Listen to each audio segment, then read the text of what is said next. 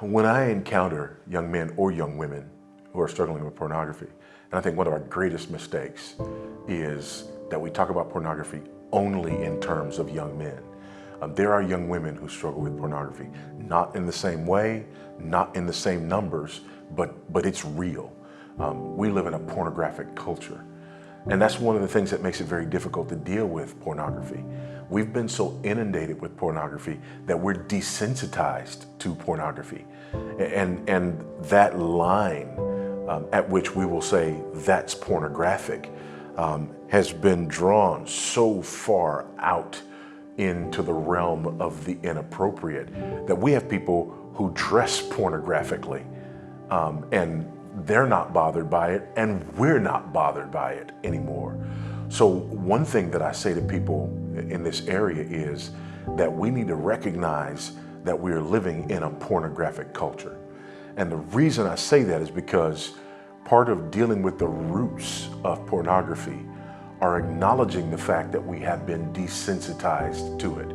and acknowledging the fact that my problem with pornography, let's say that there's a pornography scale of 1 to 10, and 10 is, you know, full on, you know, I'm engaging in, you know, the worst examples and extremes of pornography. Well, I think culturally, we probably live every day around a 3 or 4. Just in commercials and just in, you know, and just in the things that we become desensitized to. And so if I'm living at a 3 or 4 and a 5 or a 6 really doesn't bother me anymore,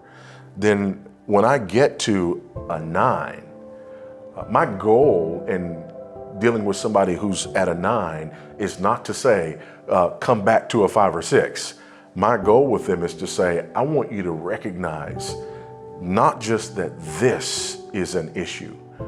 but that even those things that are down here in the areas that we're not even bothered by are issues. Not so that the person becomes, you know, just afraid of looking around, but so that the person becomes aware of their need for Christ to cleanse their minds, not just of the website where I'm watching pornographic sex,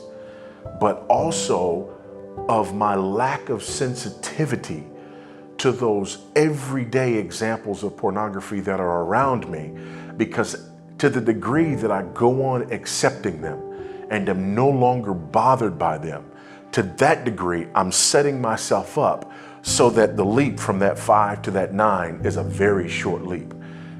And it's not just so that I won't leap over into the worst of pornography,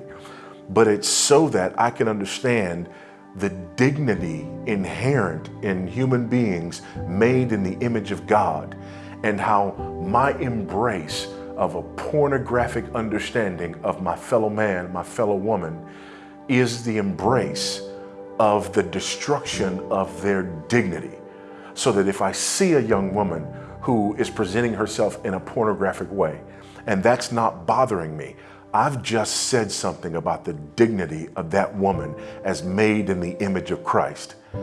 And until that becomes an issue for me, not in the sense of walking around, you know, sort of with my eyes, you know, blocked off, but in the sense of appropriating God's grace and asking Him to appropriate that grace in me, even at that level. Until I'm there, I'm not really dealing with this issue of pornography. And ultimately, when I come down to it, not only is it that issue of the inherent dignity and value of human beings made in the image of God, the not defrauding my brother and my sister, but also this idolatry of believing that it's okay to use another human being in order to gratify myself in any way, sexual or otherwise. So what I want to do, and I know that's a long way around, but what I want to do when dealing with this issue of pornography is I want to uproot and uncover all of that, so that we can not just have this sort of legalistic response to, I'm not going to do that, and I'm going to put things in place so that I don't do that anymore, but so that we have a response that goes all the way back to the cleansing of our minds to be able to appreciate one another as being made in the image of God, and not just accepting this ordinary pornographic predisposition that has become so normal.